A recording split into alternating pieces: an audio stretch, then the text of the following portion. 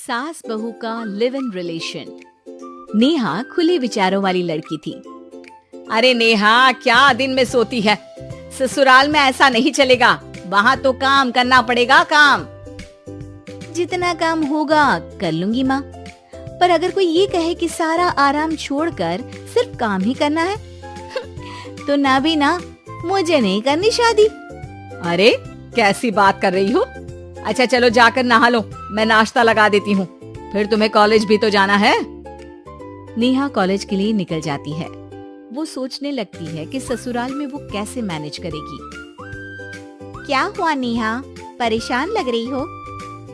अरे यार, तू तो मुझे जानती है ना, मुझे अपनी लाइफ बिल्कुल परफेक्ट चाहिए, लेकिन लग नहीं रहा लोग मानेंगे। यार कहीं मेरी शादी ऐसे घर ना हो जाए जहाँ मेरी जिंदगी ही नरक हो जाए। अरे मैंने ना कल एक इंग्लिश फिल्म देखी थी, उसमें भी कुछ ऐसी ही समस्या थी हीरोइन की। अच्छा, तो फिर क्या किया उसने? उसने तो अपने होने वाले पति से साफ साफ कह दिया कि वो पहले उसके घर कुछ दिन तक बिना शादी के रह कर देखेगी, और अगर ठीक लगा तो ठीक, वरना तेरे मेरे रास्ते अलग। अरे हाँ यार, ये तो बिल्कुल सही आइडिया दे रही है तू मुझे। चल मैं तो चली, थैंक्स यार, तूने मेरी प्रॉब्लम सॉल्व कर दी। ये बोलकर नेहा खुशी खुशी वहाँ से निकल जाती है, लेकिन पीछे से उसकी सहेली कहती है, अरे नेहा, नहीं नहीं, कुछ नहीं सुनना मुझे। ये बोलकर वो वहाँ से चली जाती है। हे भगवान, पूरी बात सुने बिना ही चली गई। अरे वो तो विदेशी फिल्म थी, वहाँ सब चलता है, लेकिन ये तो भारत है, सभ्यता और संस्कारों वाला देश, जहाँ शादी से पहले लड़की को ससुराल में नहीं रखा जाता। खैर, नेहा मस्त होकर घर आती है। नेहा, कल तुझे लड़के वाले देखने आने वाले हैं, और हाँ, इस बार कोई बहाना नहीं चलेगा। हाँ हाँ, आने दो आने दो, मैं तैयार हूँ शादी के लिए। अगले दिन लड़के वाले आते हैं, जहाँ लड़का कहता है, मुझे अकेले में लड़की से कुछ पूछना है। हाँ हाँ, क्यों नहीं बेटा, जाओ नेहा, घर तो दिखा दो इन्हें। नेहा भी खुश हो जाती है कि उसे मौका मिल गया है लड़के से अपनी शर्त रखने का। देखो, मुझे ना शादी से बहुत डर लगता है, पता नहीं कैसी लड़की आए, तालमेल बना पाए कि नहीं मेरे परिवार से। मैंने कई घरों में रोज का क्लेश होते देखा है। तुमने तो मेरे दिल की बात कर दी। मैं भी यही सोच रही थी कि भाई सास तो अच्छी होनी चाहिए, पति सपोर्ट करे ना करे, रहना तो पूरे दिन सास के साथ है। लेकिन मेरे पास ना इसके लिए एक बहुत अच्छा आइडिया है। अच्छा, कैसा आइडिया? क्यों ना शादी के पहले मैं कुछ दिनों तक तुम्हारे घर आकर रह लूं, तुम लोग मुझे समझ लेना, मैं तुम लोगों को समझ लूंगी, ठीक लगा तो शादी, वरना टाटा बाय बाय। क्यों? लड़के को नेहा की बात में दम लगता है, वो घर के सभी लोगों के सामने नेहा की बात रखता है।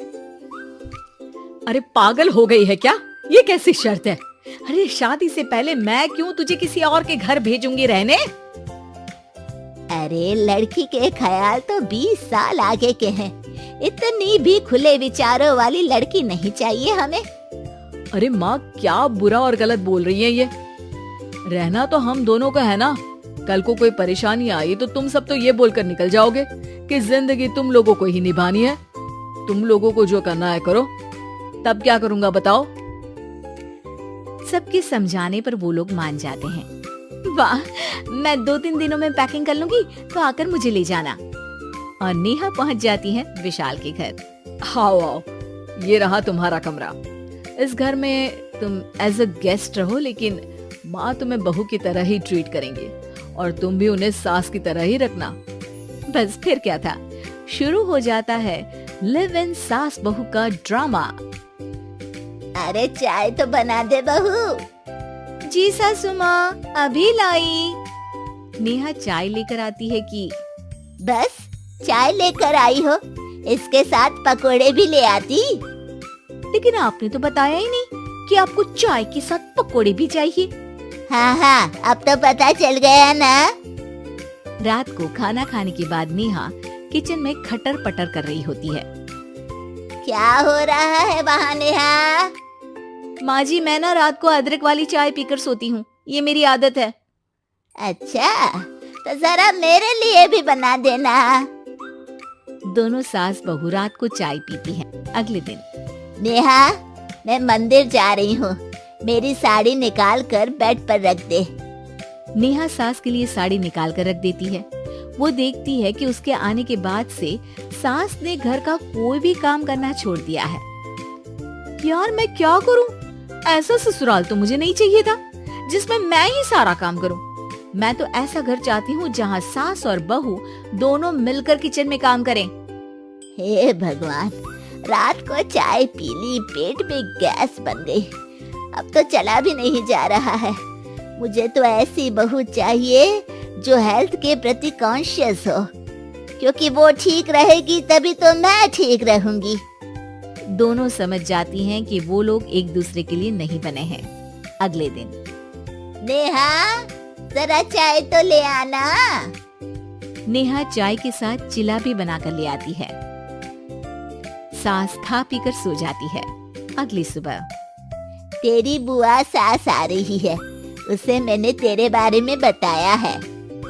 तभी वहाँ गंवार से एक महिला आ जाती है। चलो यहाँ से निकलो, कुछ नहीं है खाने के लिए, जाओ। ए नेहा, तमीज से बात करो, ये मेरी ननद यानी आशीष की बुआ है। हाय रे दैया, इतनी आकड़ वाली लड़की, अरे यही है ना जो शादी से पहले ही आकर बस गई है यहाँ पर। बस नहीं गई हूँ, बसना है या नहीं ये डिसाइड करने आई थी, लेकिन इन लोगों के रिश्तेदार इतने गंवार हैं, तो मैं तो ना कर रही इस घर में शादी। अरे भाभी, अरे क्या कमी थी हमारे आशीष में जो आपने ऐसी लड़की की शर्तों को मान लिया? अरे वो तो आशीष के कहने पर मैं झुक गई, वरना ऐसी लड़की को तो मैं घर में घुसने भी ना दूं। ए हेलो, ऐसी लड़की कैसी लड़की? हाँ, बिना समझे बुझे शादी कर लूं? अब तो समझ गई ना कि हम लोग गांव के हैं। भाभी को खाट पर सोना और रिश्तेदारों का गांव से आना जाना तो लगा ही रहना है इस घर में। हाँ हाँ, मैं तो किसी मॉडर्न घर में शादी करूंगी। ये बोलकर नेहा वहाँ से चली जाती है। अपने घर में आकर नेहा कहती है, ना माँ ना, लिव इन में रहकर देख लिया, ये गांव के लोगों का कोई भरोसा नहीं है।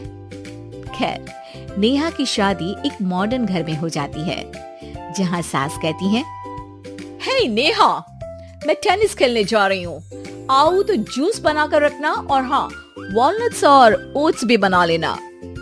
जी माँ। माँ मॉम बोलो डार्लिंग, माँ इज ओल्ड फैशन। बेचारी नेहा सर पर हाथ रख लेती है। हे भगवान, ये सास तो सास ही होती है, गांव की हो या शहर की।